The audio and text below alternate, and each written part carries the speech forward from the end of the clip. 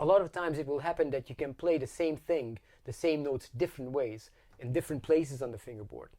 And what will happen, it will be kind of the musical requirement that will decide whether you play something one way or the other. Okay, so for example, if I knew that I just had to play these notes here, and maybe in a quick succession, so I'd have to play quite quickly here, a little line or a little solo or something, but then come back to the lower notes of the scale, something like that, then I probably would actually use that open G string and the A flat, because it's just much easier than playing these shifts all the time up and down. Yeah, so those notes will be much more accessible for me. So that's one requirement. That's one kind of requirement that we'll have, that we can have.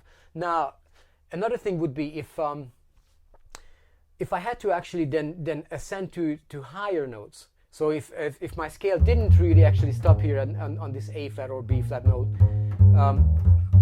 but if I had to go up and maybe play a C, a D flat, an E flat, an F, and so on and so on, then I would definitely go up on the D string, because with that I will have prepared my left hand to just cross over to the next string and play these higher notes. That will be very, very accessible for me at this point, like that, because I've already prepared my left hand to go up there to play them, instead of trying to play a real big shift here from an A flat to a C, which is much more difficult than if you just already prepare your left hand and you're just there playing that high note. Yeah? So that's another way to look at things. So that's another way to look at it, and just basically deciding how you're going to play the scale. So if I just played a little figure here, then by all means play the G, play it this way, just using your open G. And if you had to carry on to higher notes, then I would definitely use my D string to go all the way up to this A flat there, so I can then carry on with a lot of ease or with a lot of accessibility for these notes here. Yeah? And so on and so on.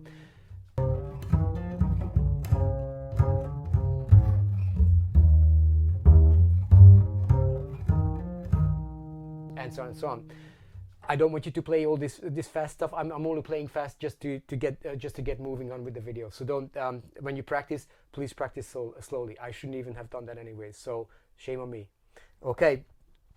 So that's another way to look at it. Look at what you have to do, and basically to decide whether you're going to go up to an open string or whether you're going to actually continue on a lower string, because you have to because you have other target notes that are higher up. Okay. So just to let you know, and just to kind of start to put this in your mind, that there are different ways to play the same things, the same notes, and they will come with different requirements that we have musically. Okay, that's one thing. Now, another thing that I've noticed here as well is that as I came up to the scale and played the E flat, played the F, and played this G here on the D string with my second finger, and then played the A flat, on the way back, I could have actually, even from here, played that A flat, and I could have used my open G, and while I played that open G, I could have used that time to bring my left hand back down to that F. So in a way, I would have actually basically released my left hand from any kind of work for the duration of that G note, and so that will make your left hand a little bit more relaxed, because you're not working that left hand as hard as playing an A flat, playing a G with your second finger, F, and so on and so on. You play the A flat with it and then let it go for a minute, but just slide it over the string as you're playing that G, open G note, and then eventually place it back to the F. Now that's something that I do a lot, and a lot of bass players do a lot. We use our open strings to get us from a certain position to another position, or basically to make us be able to change range. And that's a very, very good thing, because that will really help you not to get stuck in one position. When you use your open strings, I could just very easily use my open G and and come up to my A flat with my first finger. That will be in our later studies, but just for now, just to kind of demonstrate that to you. So let's say you play an open G and A flat with your first finger, and you're here to play all these different notes. So I have changed my range, my positions, and I have accessed a lot of different positions here just by the use of my open G here. So the open G helped me